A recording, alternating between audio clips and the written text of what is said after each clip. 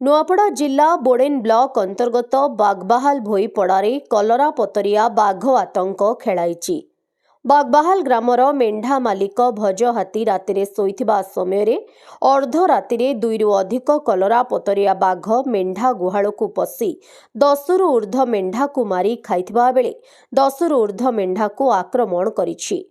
एमितिकी 3 रु 4 मेंढांकु स्थानीय बुदामूଳରେ खाई अधा अधा छाड़ी चली जाइछन्ति।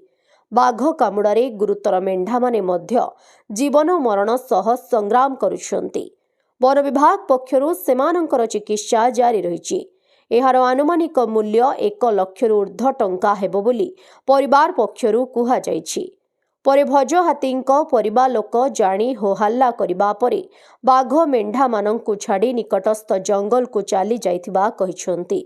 एहा जानी पारी प्रथमे वन विभाग कर्मचारी शारदा बदमाझी और वाचर विद्याधर माझी घटनास्थल पहुंची घटनार तदंत करी घटना उपरे बुझासुझा करी परिवार लोकंकु यथाशीघ्र क्षयक्षति प्रदान कराजिबो बोली प्रतिश्रुति दैछन्ति।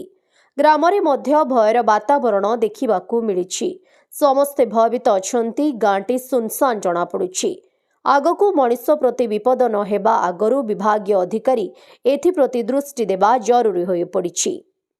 प्रिलिमिनारी इन्वेस्टिगेशन रु जणा पड़िछि कि 10टा मेंढा को कलरेपथरे बाघ मारी देइछि, किंतु एबे सेटा बीवीओ बोर्डेन आज जाइकी ताकू कारकास एग्जामिनेशन करिले सेटा क्लियर हबो कि मृत्युर कारण कौन अछि। आ जदि कलरेपथरे बाघ द्वारा मेंढा मानकर मृत्यु हेइथिबो ताले आमे जेते शीघ्र हो पारिबो तांकू अनुकंपा राशि दे परिबा।